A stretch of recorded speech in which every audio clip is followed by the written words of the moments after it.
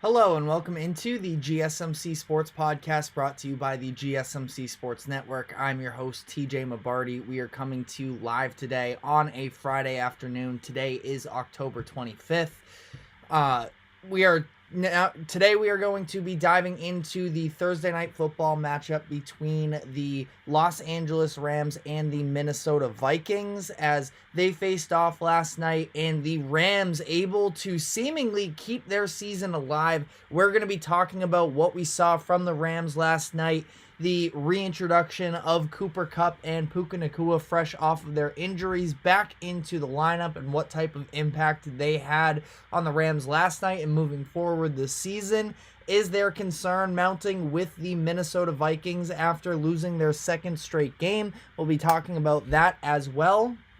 We will then be previewing the remainder of the NFL Week 8 action before finishing off the show by diving into a World Series preview. So, we are whole lot to get into today. Before we do so, though, just a reminder to like, follow, subscribe wherever you may be keeping up with us. To any of our live viewers, be sure to use the comment section to give us your thoughts on the latest happenings in sports. And if you would consider leaving a tip or donation, you can use the link that is streaming across the bottom ticker. That is gsmcpodcast.net, or you can use the super chat feature that is available on YouTube. If you leave a tip or donation along with a comment, your comment will pop up on screen for everyone to see. Anything would be very greatly appreciated there.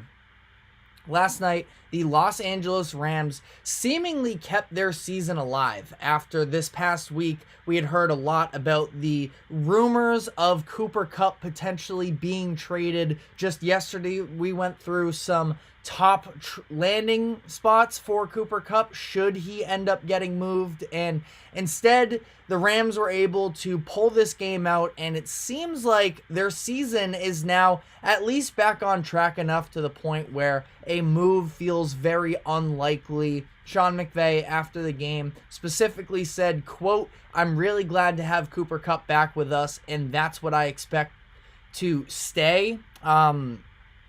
I expect things to stay that way. So he definitely seems like he is on board with Cooper Kupp remaining with the franchise, which really shouldn't be, all that much of a surprise. We talked about this yesterday. The fact that, it would be one thing if the Rams had fallen to 2-5 and, they were entirely out of the race. I mean, the Rams, it seemed like early on through the first few weeks, were headed towards a little bit of a season from hell type of year, but instead they have kind of also lucked out in some way. I mean, the injuries that they've been dealing with, hard to say that they've been a particularly lucky team this season. Cooper Kupp, Puka Nacua both going down, being placed on IR, having the offensive line injuries that they've suffered as well has certainly not been good fortune for them. But if you look across the division in the NFC West and overall where they stand right now, I mean, their season is very much still alive after last night's win,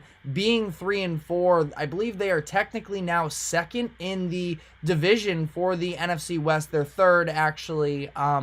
But you look at the division as a whole. I mean, Seahawks, the only team with a winning record. They're 4-3. Nobody has really separated themselves from the pack. You have very evenly distributed, interdivisional results where it's only the Cardinals that have gone undefeated in divisional play early on this season. Everybody else sort of splitting wins here and there. So the NFC West is very much still up for grabs, and there's an argument to be made that the Rams can certainly be the team to sort of separate themselves moving forward. They have one of, if not the best head coach in the NFL in Sean McVay. I know that maybe some of the shine is worn off from the media because of the fact that, they aren't exactly a new thing anymore. Sean McVay, I believe 38 years old and in his 8th season coaching as a head coach in the NFL, which is ridiculous at this point that is a real stat, but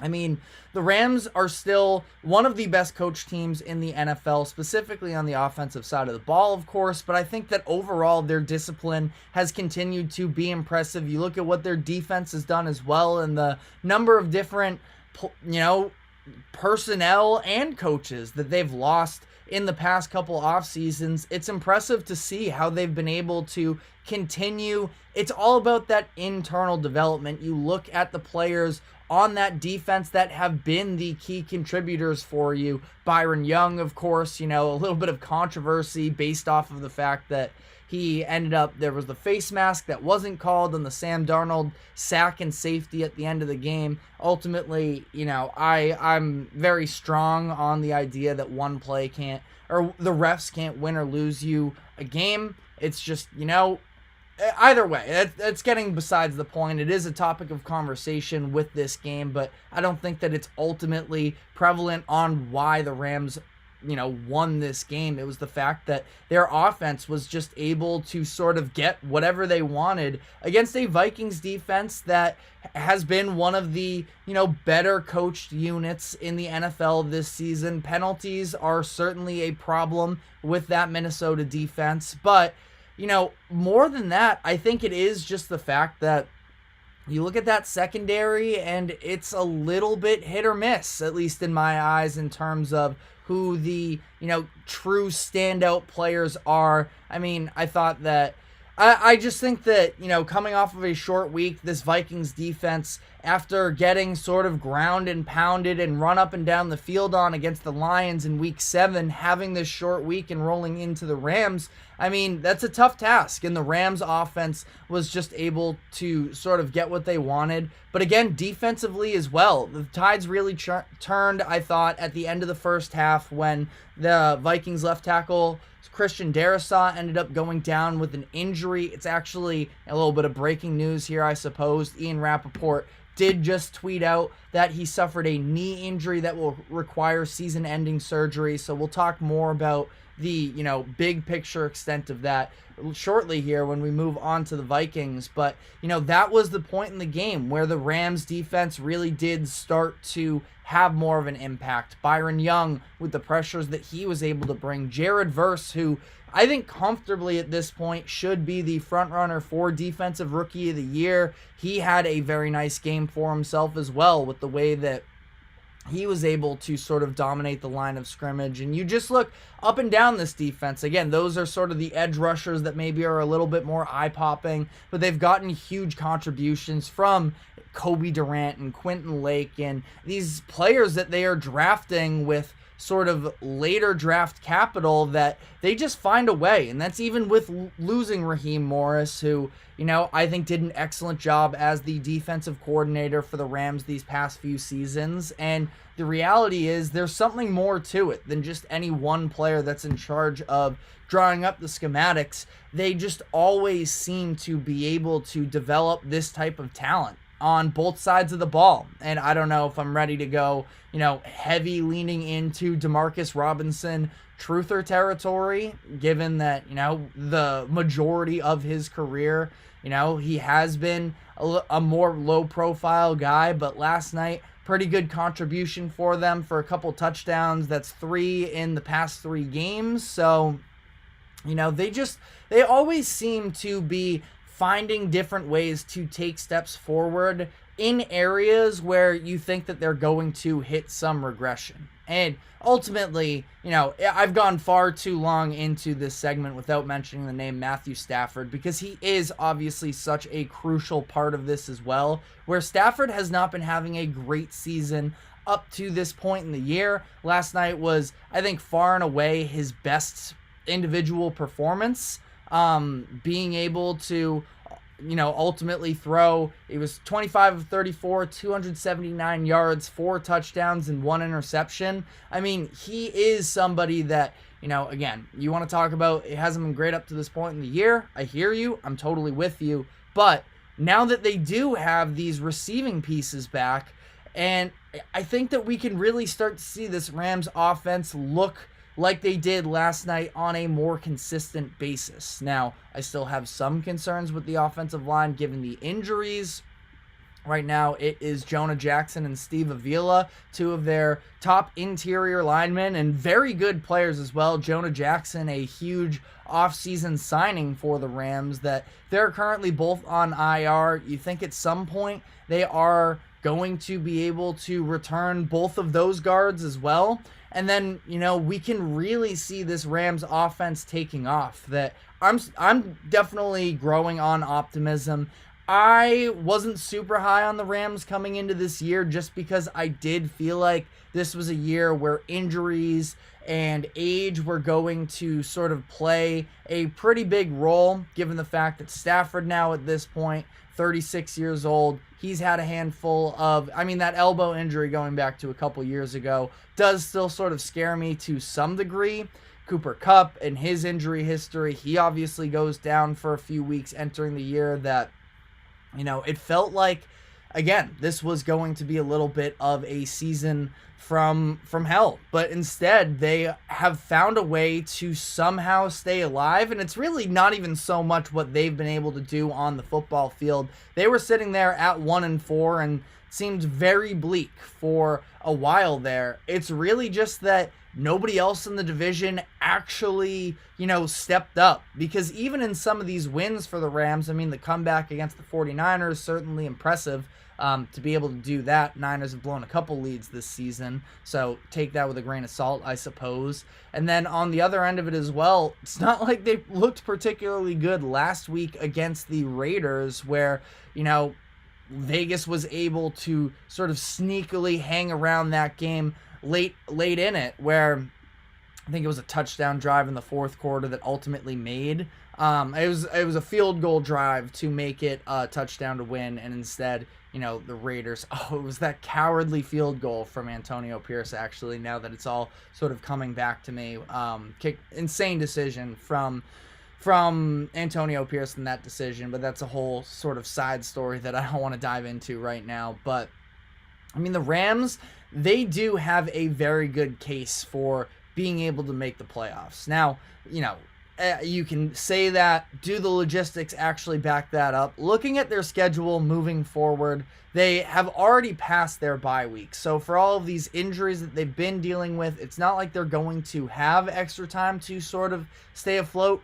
Maybe that bye week a few weeks ago sort of helped them to stop the bleeding, as they had lost 4 of their first 5 games. And, coming out of that, they've looked a little bit cleaner. They are getting healthier.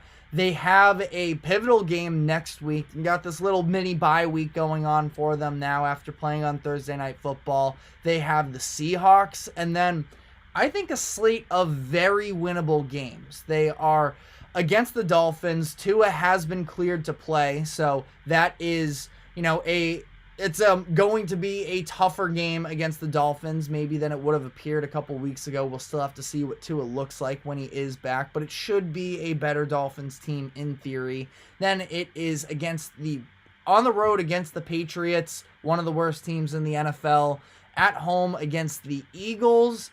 Winnable game is what I'm saying. And then against the Saints as well, that's a stretch of 5 games right there where I think they come out of that with a winning record, probably at least 3-2. Then you're looking at them being, very much alive in the conversation. If they go 3-2 over that stretch, that would make them 6-6 through the last, 6 weeks of the season. That it's going to get maybe a little bit tougher, and specifically it's going to come down to those final 2 games of the season where they are at home against the Cardinals, at home against the Seahawks.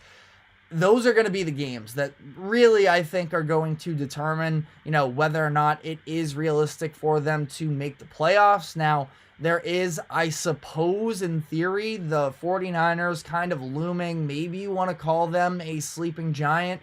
I think that on paper they are the best roster in the division, but at this point with all the injuries, I have sort of, lost some level of faith in them, and we'll see. If the 49ers are able to turn it on, I do think that this is their division to win. The Niners have a game against the Cowboys this weekend, and then they head into a bye week to sort of reset themselves, but should be very interesting down the stretch. And the last note that I will add is that Wildcard spots really aren't going to be just for the choosing, in my opinion, in the NFC, based off of the fact that you have probably 3 teams from the North that are going to make it, from the NFC North, that is.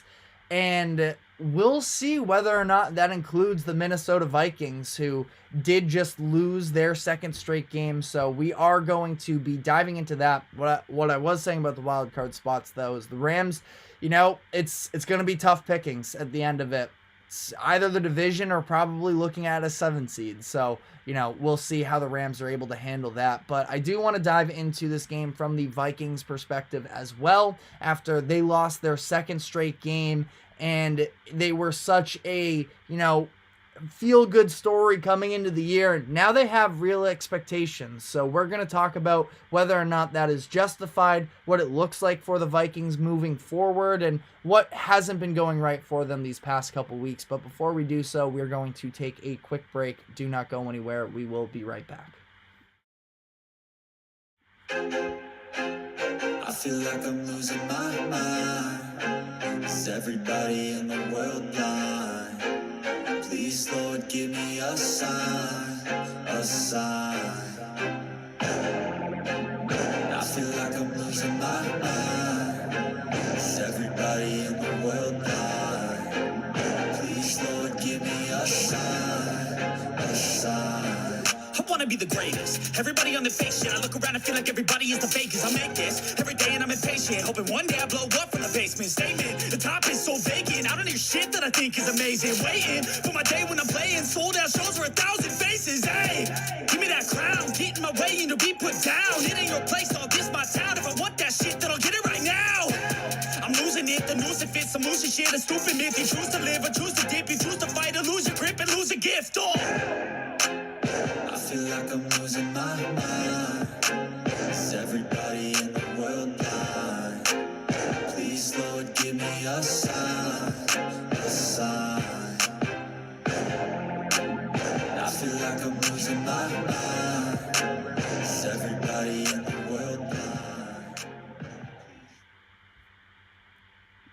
Welcome back into the GSMC Sports Podcast, as we're now going to be diving into last night's Thursday Night Football matchup from the other perspective. We just talked about the Rams and how they potentially saved their season. On the other end of this, there's maybe a little bit of concern mounting for the Minnesota Vikings, who came into this year with very small, low expectations in terms of what type of success they can have in a postseason run. Sam Darnold was supposed to be the starter from week 1. Of course, J.J. McCarthy goes down with injury, and now it's just the Sam Darnold show, and he's been playing at a Pro Bowl level up to this point in the season. But now we do have to sort of take into consideration the fact that, they are on this little bit of a losing streak, and what does it mean? For starters, I'll say this. I'm not up in arms about the Vikings. I understand that a lot of people have been sort of sitting around waiting for the Vikings to, call it, exposing themselves maybe, and just, regressing a little bit back towards the preseason expectations. They are an excellent team, even still, and I do feel that way, but they weren't ever...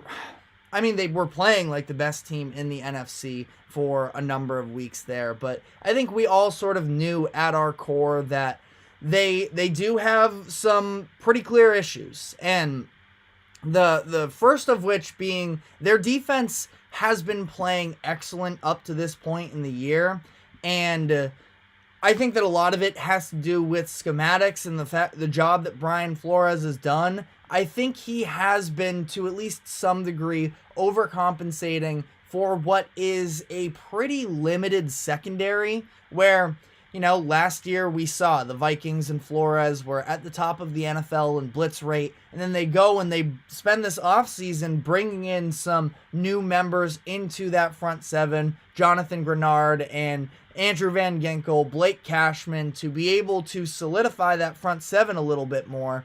And I was wondering if maybe that was going to lead to them being a little bit less aggressive with the blitzing. That has not been the case, and it sort of shined light, in my opinion, on the overall how the Vikings internally view that secondary, where I don't think that it's a bad secondary flat out. I think that that's being a little bit too harsh on them. I think they're limited, though, absolutely. Where Stephon Gilmore, he's had his moments. He had the game-sealing interception. I believe that was against the Jets that he was able to, have some moments up to this point in the year. I think more times than not, though, he does look a step slower. He is older at this point now, playing in his age 34 season. That, natural regression is obviously to be expected. He hasn't been that same level of cornerback for the past few seasons, and they're very heavily relying on him.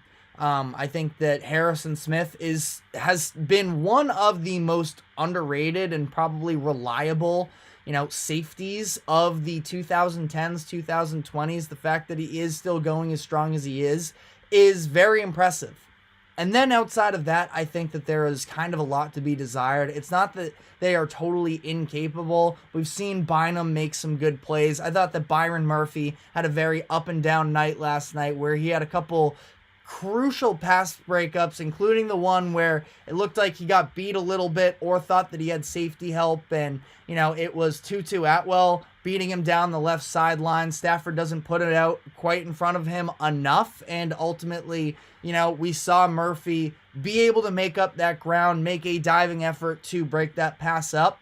It was just a couple plays later, though, where it was another one of those opportunities, this time down the right sideline, and I think that was one of the passes to Demarcus Robinson, where it was, once again, Murphy sort of straggling behind a little bit. So, all of this to be said, that, I do think that they are susceptible against a strong team up front on the offensive line that can air the ball out more, and that was maybe a little bit, I don't know if it's a full note in something that we can definitively say about them. It's something that I'm certainly keeping in mind, though, moving forward. Sam Darnold, for as excellent as he's been, and again, I feel like, I feel like I'm walking on eggshells a little bit when I am critical of Sam Darnold, because he's been excellent up to this point in the year and so much better than the preseason expectations. But I think that there are also very real limitations there. And I wouldn't even put this game on him necessarily. I mean,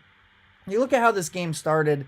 I mean, it's tough because they came out and they dominated through their first two drives, where it was touchdown, pretty easy. Receivers were creating separation. The offensive line was holding up. Aaron Jones, that run game was at least prominent enough to the point where they were kind of having whatever they wanted. They weren't getting behind the sticks, anything along those lines. And then all of a sudden it just stopped. And after those two drives, they got 2 field goals throughout the rest of the game. And it was just not enough to, sort of compete. And I do think that it's one of those interesting things. I'm not going to say that the Vikings aren't capable of winning a shootout. We've seen them win some higher scoring games. Against the Packers, they win 31-29. I don't know if I would call that one a shootout per se. It was more so the Vikings just getting out to a dominant start and then the Packers making things interesting at the end. That game, again, high scoring. They do win it. I wouldn't consider it a shootout. They were close last week in a shootout against the Lions.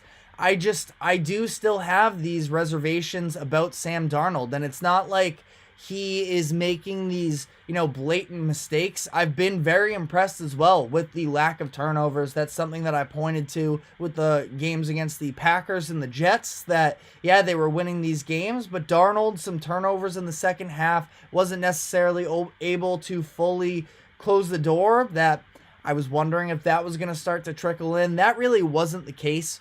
But that being said, the Vikings have been one of the best performing offensive lines in the NFL. I don't think that Darnold has been facing all too much pressure up to this point in the season, which brings me to the news that Ian Rappaport did just report on at, a good 10 minutes ago, where it has been reported that Christian Darrisaw has a knee injury that is going to keep him out for the remainder of the season. If you're aware of, really offensive lines in general, Christian Darrisaw is one of the top young left tackles in the NFL. And, just got paid this past offseason, was supposed to be the anchor for this Vikings team. And now with him gone, I do think that, starts to really make things there's still a good offensive line. I'm not going to say that all of a sudden the Vikings are now, incapable of holding up.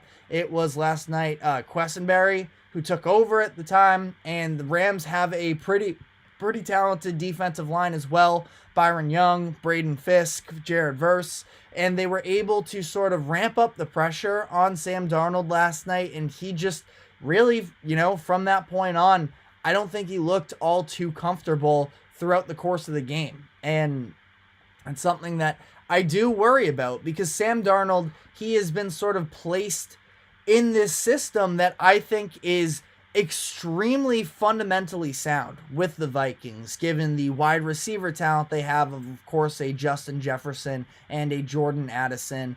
I've been extremely high on Aaron Jones this season and what he's been able to do for the Vikings in this year. Their offensive line has been very good. That Darnold, I think he's been able to execute the game plan at a very high level. I still have, and again, fair or unfair, I just haven't seen it, and I'm kind of trusting as much as, if I'm just going to blindly trust my eyes right now, Sam Darnold has been very good up to this point in the year, but I do still have these concerns of, when things get off script, when you get pushed behind the sticks, or when you face adversity. I don't know if Sam Darnold is necessarily, I still don't really have faith in him of being the guy that is able to dig you out of some of these holes. The consistent game plan for the Vikings up to this point in the season has been get out to a hot start and sort of sit on the lead a little bit. And they had some dominant performances against the 49ers and the Texans. I guess you can throw week 1 against the Giants in there as well. But their defense has been playing extremely well up to this point in the year. And now if this is going to turn into, a little bit more of a situation where their offensive line isn't quite as strong with Christian Darrisaw out, what is that going to look like? This defense, again, I think their defense will ultimately still be fine. I think that playing the Lions and then going into a short week against an offensive coordinator, the likes of Sean McVay, that's certainly a tough matchup. I think they will be able to bounce back. But, if their defense does look a little bit more limited on the field, is Darnold capable of going sort of shot for shot with some of the other top quarterbacks in the NFL? Now, in terms of overall concern level with the Vikings, it's still very low for me, because they are 5-2. They playing with house money pretty much at this point. And you look at their schedule coming up, they have 3 consecutive AFC South opponents in the Colts, Jaguars, and Titans. So literally the 3 worst of the AFC South as well. Now, 3-game road trip from weeks 10 through 12. Not ideal necessarily, but I think that the Vikings are going to be able to get back in the win column. And, at that point, they win 2 of those 3 games against the South. They're looking at 7 wins, and probably doesn't require much more to be able to close out this season. Now, that being said, the big thing for the Vikings is they are going to be headed into a stretch down the final part of the year where they have a lot of divisional games to play. They have 2 games against the Bears still, a game against the Packers, and a game against the Lions. Packers and Lions coming in the last 2 weeks. Those are situations where, again, sort of similar to what we just talked about with the Rams.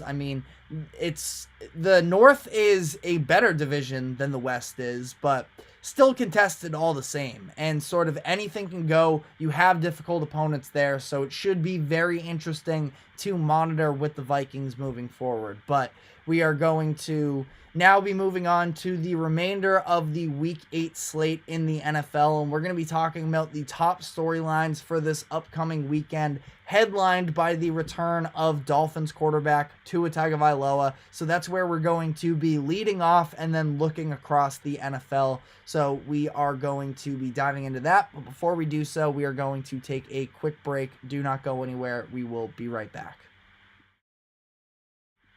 Looking for your daily fix of sports talk without having to pay for it? GSMC Sports Network is available on YouTube. Just search GSMC Sports Network. Get your fix of daily sports talk shows on YouTube, absolutely free. NFL, college football, NBA, MLB, MMA, UFC, fantasy football, and so much more. GSMC Sports Network has shows running all day long, with new sports shows starting every 2 hours. Just like on your favorite cable sports channel, except GSMC Sports Network is absolutely free. Just search GSMC Sports Network on YouTube to catch one of your new favorite shows, like the GSMC College Football Podcast, Chip Shot Football Podcast, Hoops and Heels Women's Sports Podcast, GSMC Basketball Podcast, and so many more. Check it out for yourself. GSMC Sports Network, now available on YouTube absolutely free. Search GSMC Sports Network on YouTube right now. Welcome back into the GSMC Sports Podcast as we are breaking down some of the NFL Week 8 action. Just talked about the Thursday night football games, and we are going to be moving on here to the remainder of the slate for this upcoming weekend. And the number one storyline in the NFL, I believe at least for this upcoming week, is the return of Tua Tagovailoa. The Dolphins quarterback is expected to start this weekend against the Cardinals. Obviously, there is a ton of drama and such behind that situation with the concussions and, the debate around whether or not he should play. I'll say it again, like I said initially when this happened, at the end of the day, this is none of our decision as to whether or not Tua should play. I think it's even, more of a debate as well when you talk about whether or not Tua should be wearing a Guardian cap, which he is choosing not to. Besides the point, again, I understand all of the politics and such behind that debate, but really, it's just about can he play at this point, and what level of expectations should we have for Tua? Because the Dolphins have been very disappointing up to this point in the year. Of course, they are 2-4. Their offense has been dreadful, which is probably the last thing that you would expect from a Mike McDaniel coached team, that he's supposed to be this, offensive mastermind, and they still do have, and I understand how important, Tua is, having her starting quarterback, what that means, etc., but the fact that they still have these weapons in Tyreek Hill and Jalen Waddle that have practically become non-existent up to this point in the season because nobody is there to be able to get them the ball. You have, specifically that moment, Tyreek getting heated on the sideline during the Monday Night Football game a few weeks ago against the Titans. That the lack of functionality from this Dolphins offense has been, crippling for them. The most amount of points that they've scored in a game is 20, which is just so not what we are used to from this situation. So he has cleared protocol. Now Tua is going to be back under the center for the Dolphins, and ultimately, I think that this season is, I don't want to say it's fully sailed on them because they are 2-4. We've talked about this before. The AFC wild card spot is so up for grabs up to this point that nobody has really, you have the pretty clear divisional winners, I think, for the most part, in the Bills, it's the Bills, the Ravens, and the Chiefs. It's the Chiefs, the Texans, the Bills. I guess the Ravens, there's a little bit of contention there with the Steelers behind as well, but those are pretty solidified 5 playoff teams, I would argue, at this point. And then the 6 and 7 seeds are very much still up for grabs. Now, are the Dolphins going to be able to make the push to be able to, reinsert themselves into playoff conversations? My gut reaction at this point would be no. Was a little bit pessimistic on the Dolphins coming into this season. This injury only made things more difficult, and I don't know. There's a chance that we could see fireworks, early on in this, but really through the, first 7 quarters that we saw Tua, we really still weren't getting that offensive firepower that we had been expecting coming into the year. So very interesting to watch what's going to happen with Tua this upcoming weekend, hoping nothing but the best for him in terms of health. Going to be an interesting game against what is a scrappy Cardinals team. Dolphins are currently favored by 4 points in that one. Looking across the NFL from there as well, we are going to get the first start of Jameis Winston on the Cleveland Browns. The Browns, at this point, their season is just about over at 1-6, but I do think that it's going to be interesting to see how this plays out, because I believe it's going to be Jameis Winston getting the start for the Browns this upcoming weekend. Deshaun Watson, we talked about it earlier this week. Unfortunate situation for anybody to occur, but obviously there's also so much baggage in that Watson situation, paired with the fact that he has just straight up been one of the worst quarterbacks in the NFL these past couple seasons, and especially so this year, to the point where what does this Browns offense look like with Deshaun Watson out from under center? Because Watson, I will say, and certainly they were dealing with offensive line issues early on in the year, but one of the things that drove me the most crazy is Watson running into sacks. The Browns offensive line, again, injury is definitely a part of it. They are not quite that bad. We'll see how this plays out for them. Jameis Winston is obviously somebody who is willing to let it rip any opportunity that he gets. Should be very interesting to see. At this point, I don't anticipate a Joe Flacco type run from the Browns and them being able to work their way into the playoffs, but I mean, they're going to have a decision to make with Watson. I still think the financial implications of them just straight up releasing him are too dire to the point where that is a real solution for them.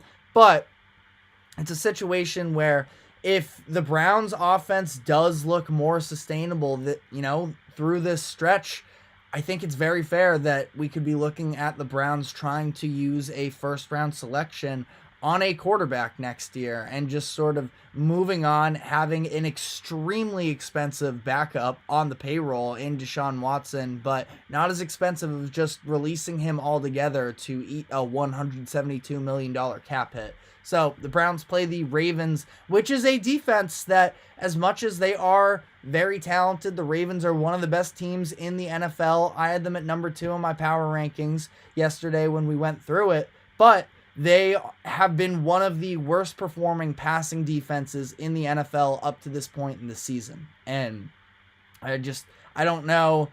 I don't have confidence in the Browns necessarily, but I do think it will be something very interesting to monitor.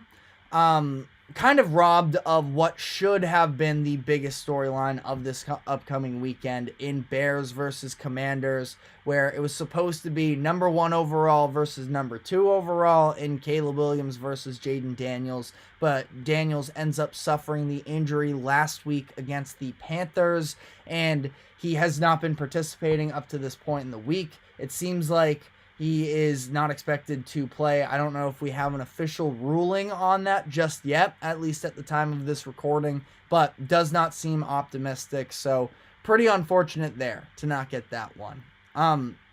What I think is the game of the weekend is the Philadelphia Eagles versus the Cincinnati Bengals.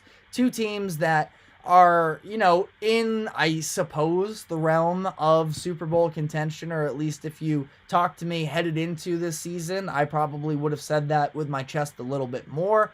I've seen a lot of shakiness from both of these teams up to this point in the season. That being said, I do feel like there's, we've seen them improve for the most part. When you look at the Bengals specifically, their offense has been very largely uninspiring these past couple weeks, but I still continue to think that I'm not worried about the offense. It's about the defense. The defense playing 2 bad offenses the past 2 weeks in the Browns and the Giants, but can allow just a combined total of 21 points in those 2 games for a team that was getting run through by anybody and everybody through the beginning of the season.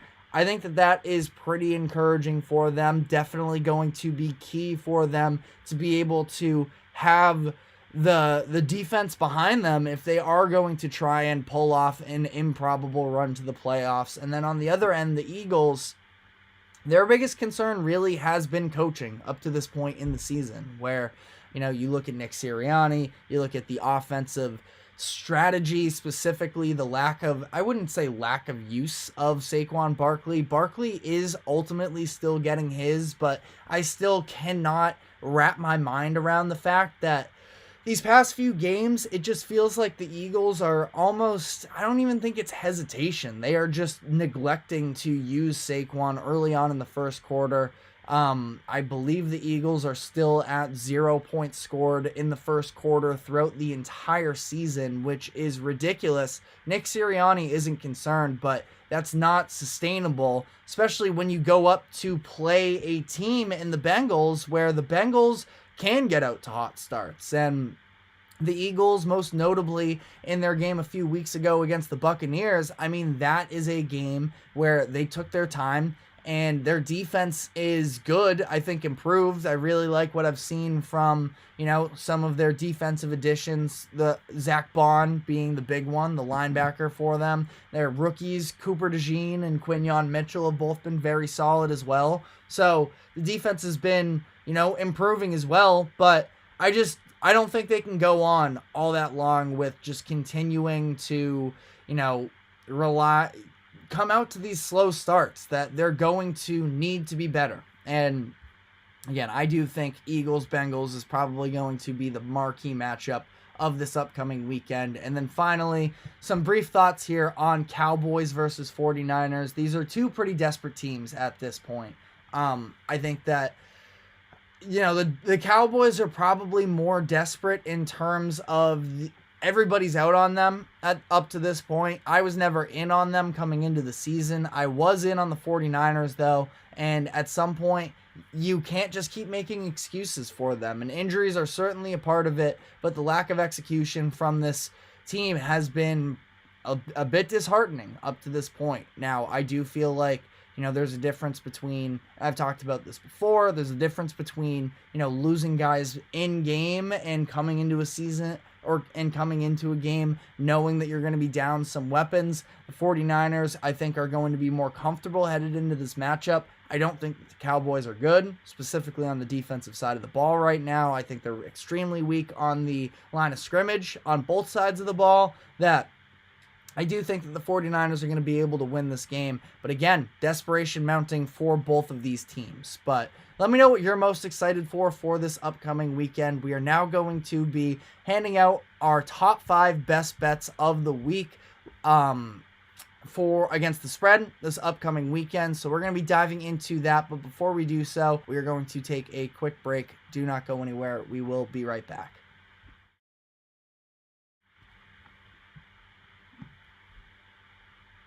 For the best and latest podcasts available anywhere, go to the podcast app on your cell phone and type in GSMC to access free content-rich podcasts on health and wellness, book reviews, sports, entertainment, relationships, social media, movies, technology, finance, and even weird news. Subscribe and download the GSMC Podcast Network's family of shows, available everywhere podcasts are found.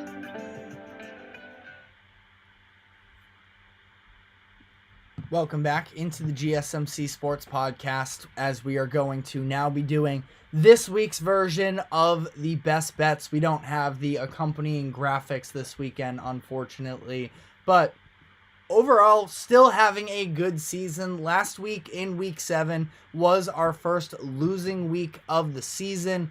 That we went 2-3, came half a point away from that Packers game of being able to pull out another winning record, but it's fine. Overall, season as a whole, we are looking at 22-12-1. So overall, I think we're having a pretty good feel for the board as a whole.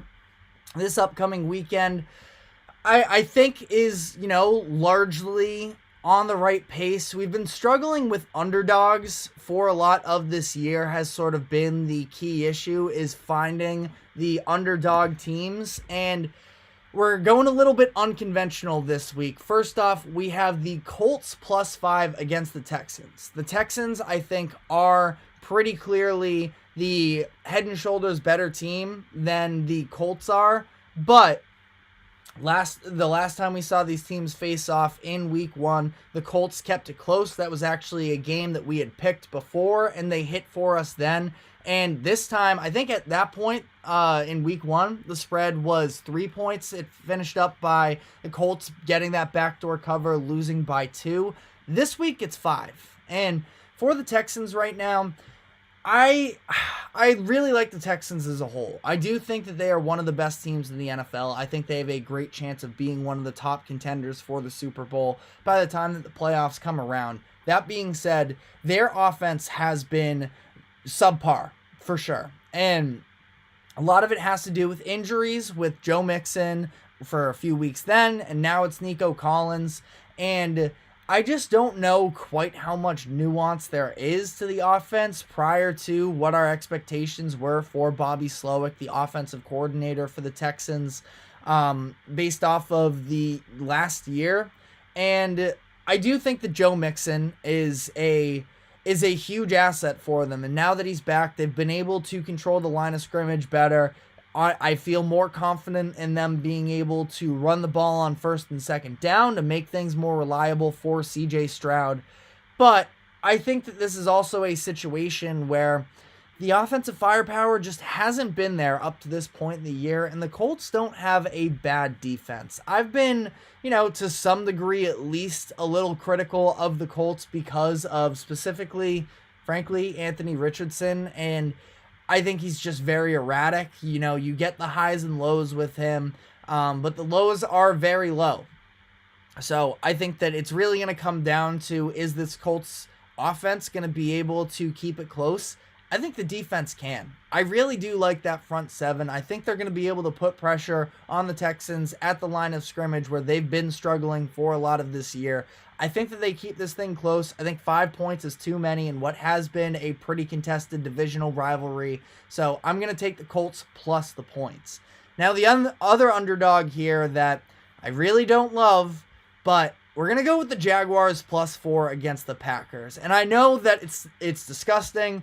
The Jaguars are not a team that I want to be in the corner of, and there's a good chance we could come around on Sunday and I'm cursing myself out saying, what was I thinking? But this is a rat line. The Packers should be more than 4-point favorites in this game. 88% of the DraftKings money is on the Packers to cover in this game. For the Jaguars, listen, I don't have a ton of great arguments as to, overall what I think of that roster. Other than that, they're not a good team. They should not have been anywhere near as bad as they were through the first handful of weeks. And I think that they're starting to find their offensive identity a little bit more. Tank Bigsby has been huge for them out of the backfield. At this point, it seems like he might be overtaking the role from Travis Etienne, who is currently dealing with an injury. But Trevor Etienne, I get Trevor and Travis mixed up all the time. But either way, Bigsby, the running game has looked a lot better. Now, maybe recency bias and just because they did it against the Patriots last week and their bad rushing defense, that maybe I'm being a little bit obscured there. But they also have Brian Thomas Jr., who is emerging as, I wish I more confidently stood on the fact that I think that Brian Thomas Jr. can be a number 1 in the NFL. That's how I felt coming into the draft, but I was a little bit tentative on it, and he has looked awesome up to this point in the season, and he's been a huge difference maker for this Jaguars team. Now, it's about the layers to it. The Packers have been a very good performing defense up to this point in the year relative to what a lot of people thought. Again, I don't love it necessarily. I'm taking the rat line. I'm going with the Jags +4 and just hoping for the best. But moving on here, the Jets against the Patriots. I do have the Jets covering -7, and this is a situation where a ton of points, obviously. The Patriots are probably the worst team in the NFL, not named the Carolina Panthers. And I just think that the Jets are going to, I mean, we saw what happened on Thursday Night Football a few weeks ago. Now Drake May is in at least, so, the Patriots could have a little bit more offensive firepower, maybe a little bit more balance. Even still, though, they have been really, since that Jets game, entirely exposed of not being able to run the football. Drake May, again, he can provide a little bit more of a passing threat, but the Jets offense has probably looked the best it has all season against the Patriots early on in the year. I don't think that the Patriots have necessarily improved since that point either, outside of Drake May, which is a considerable upgrade over Jacoby Brissett. But also, you go back and you look at that game from, it was week 3, I think, at this point, and the Patriots lost by 21 points. I don't think that Drake May accounts for 21. Maybe you want to talk about the fact that that was on a short week. I don't really want to hear it. The Patriots, and I'm a Patriots fan, and, I would love for them to be able to really stick the dagger in the Jets and kind of, have their season entirely fall apart. But I don't have that type of confidence in the Pats. They're just not good. So we're going with the Jets -7 against New England. Next up, sticking in the AFC East, Bills against the Seahawks. This is a game where, both of these teams seems like are on similar-ish tiers, where the Bills, I mean, they have higher expectations, but in terms of what they've proven this season, I mean, they haven't necessarily separated themselves into a true Super Bowl contender. That being said, on the other end as well, you look at the Seahawks and the fact that their defense is getting healthier, that they can be a very tough group when they are all available to them. I think this is a game where the Bills' offense is going to really be able to rear its head in this new identity with Amari Cooper. And I wouldn't say a new identity necessarily. It's that they have the identity already now of being able to establish the run and ground and pound and everything along those lines, but they haven't been able to air it out, which should not be the case for Josh Allen, where he is as talented as he is. He's just had nobody to throw to up to this point in the year. Amari Cooper, I think, is going to be a huge addition for them moving forward this season, and I think that the Bills are going to be able to go into Seattle and, be able to shut them down. The Bills have a very good defense at this point. I'm confident in saying that, a lot of people want to look to that Ravens game, and I understand that was a bad performance. Maybe it is a little bit of foreshadowing to some degree that the Bills aren't elite, but they were missing both of their starting linebackers in that game. Or Terrell Bernard, that might have been his first game back, but I don't believe so. Either way, without Matt Milano, without Terrell Bernard, now they're getting healthier, or, to a degree, they're getting healthier on the defensive side of the ball. And I think that they're going to be able to cause some fits on that Seattle offensive line. The Seahawks offense looked as good as it did last week because the Falcons are allergic to bringing pressure on opposing quarterbacks. The Bills have that personnel up front that I think is going to be able to do a better job. I think that, there's only so much that Geno Smith can do. He's been sort of, playing out of his mind up to this point in the season. I think that the Bills are able to subdue him enough that they are going to cover the -3. And then final pick here, Bears -3 against the Commanders. Bears have probably been the team that we've bet on the most this season, and they've done mostly right by us. I think the only time they didn't hit for us was that game against the Colts. But, since then, they've just gotten better and better. I think we've bet on them each of the past 3 weeks, and they have hit for us, or at least we've picked them each of the past 3 weeks. And we're going with them again. No Jaden Daniels for the Commanders. I know Marcus Mariota looked good last week. That was against the Carolina Panthers. Everybody looks good against the Carolina Panthers.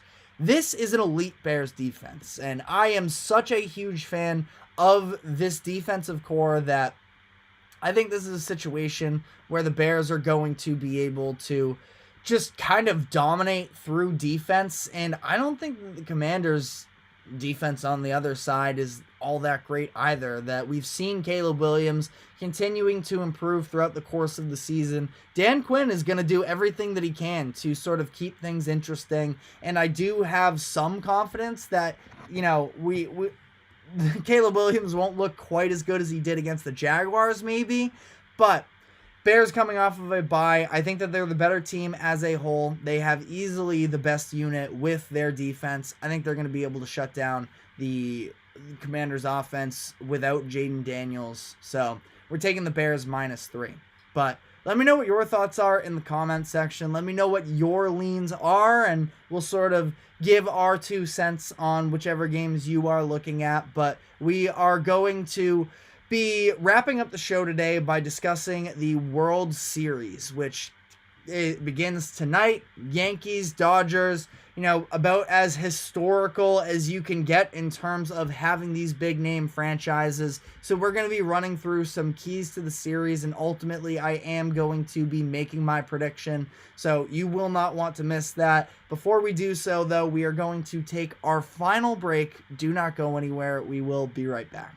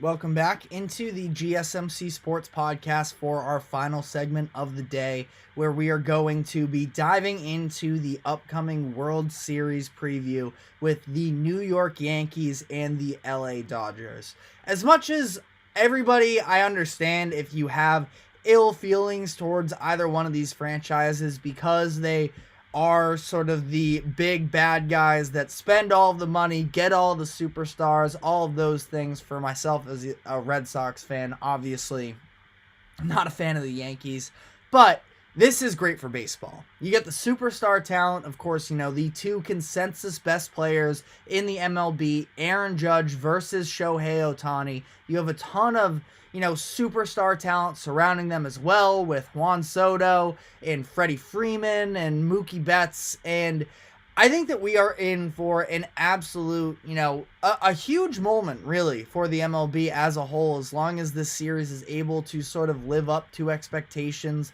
which I do think is going to be the case. You're talking about, I feel like it's been years since, especially in this new MLB playoff format, where it's been a little bit more favorable to wildcard teams, where we have the best regular season team from the American League facing the best regular season team from the National League facing off, and both sort of peaking at the right time as well, where it's not like either one of these teams have sort of been slowly, making their way through the playoffs. Both of them have been largely dominant. So sort of diving into, we're going to look at the different, scopes of this series preview, starting with offensively, where I definitely do lean with the Dodgers because of their depth. Now, the counter argument is really inherently that Aaron Judge still is not fully woken up. We've seen glimpses and maybe those, at-bats that he had, that he was able to,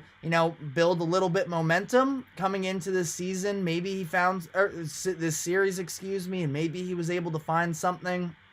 It's not about, Aaron Judge necessarily. I do feel like he's going to find his swing again, and that's really not going to be an issue. I don't think that automatically, a lot of, an argument for Yankees fans may be that as soon as Judge does get going, that it's over.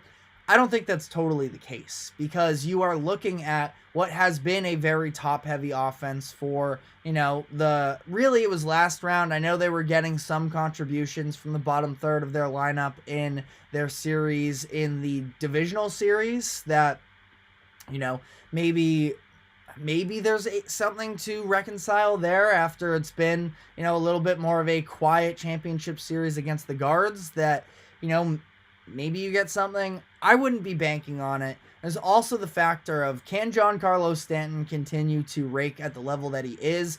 I definitely wouldn't want to pitch to him if I'm the Dodgers right now. We're probably, erring on the more cautious side of things. But, it's a fair question to ask, I think, of, is this just who Stanton is? This playoff Giancarlo? Is he really, I don't want to say all he's made up to be, because he is the reason why the Yankees are in this position right now in the World Series. So I don't think that, if he doesn't do what he has been doing these past couple rounds, that's not an indictment on him. But he's been, overachieving a little bit, you could say. So we'll see whether or not that's consistent. On the other side of this, the Dodgers, I just think top to bottom really are the better lineup as a whole, and I would be very curious to hear the argument against that, considering that you do just have so many different, players that are available for the Dodgers. You look at Kike Hernandez and the moments that he's had this postseason. Max Muncy, where he was 12 straight on bases, reached first base, 12 straight appearances as well during that stretch against the Mets as well, that, it kind of makes you forget about somebody like Teoscar Hernandez as well, that they just paid to bring in this past offseason, and somebody who could certainly, sort of come out of the weeds a little bit after that quiet series and be able to, Teoscar had the grand slam against the Padres. It's not like he hasn't done anything, but in that Mets series, largely quiet is really what I would sort of, describe him as up to this point. From a pitching perspective, I think that it's pretty clear that the Yankees have the starting pitching advantage, basically just in the fact that Garrett Cole is far and away the best pitcher in this series. You look outside of that, and it's kind of tough pickings after that. I suppose Jack Flaherty would be the number 2 outside of that, but either way, it's not like either one of these starting rotations, I don't anticipate either one of them, carving through the opposing lineup. I think that this is going to be a series that is largely reliant on bullpen, which, in my opinion, just based off of the pure number of arms that can be thrown out there, I do think that if it relies a little bit more on bullpens, that the Dodgers would have a slight advantage there.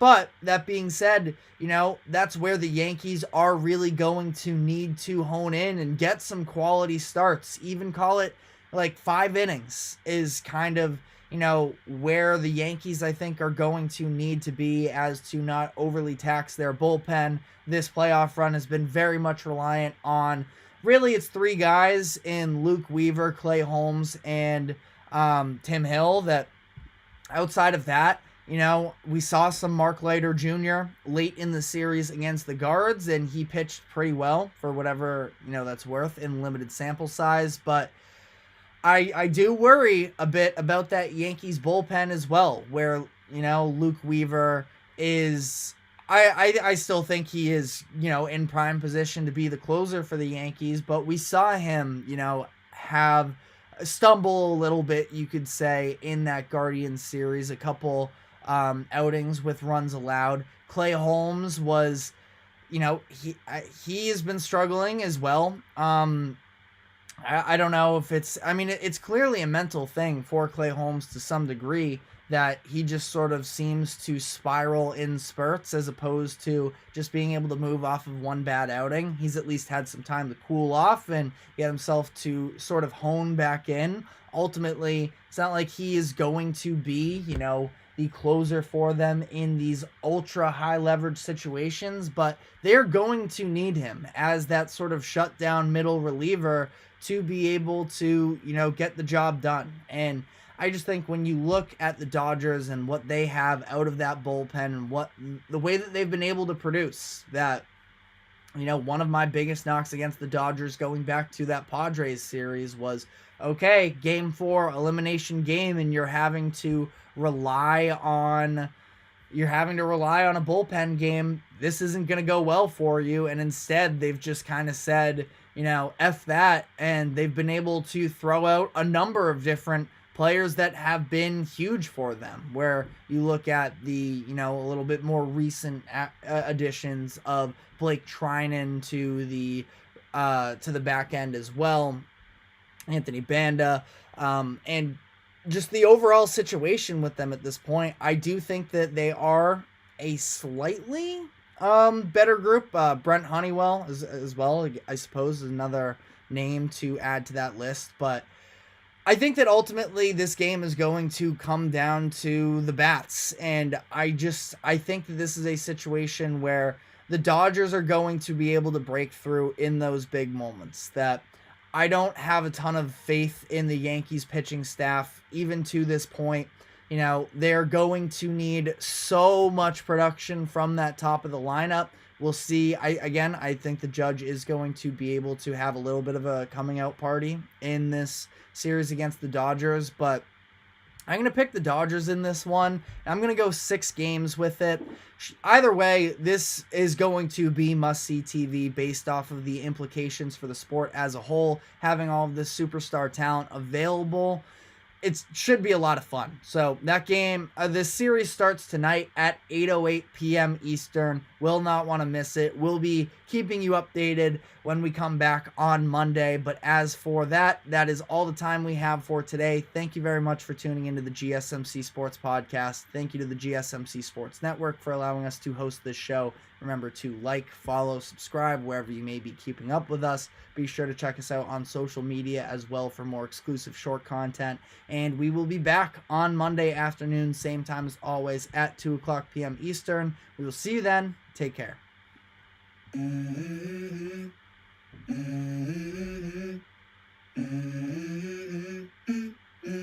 Let's go. I wake up to a little bit of drool on my pillow, feel like it's gonna be a bad day. Yeah, I'm tired of shit, and the coffee ain't hit yet. Damn.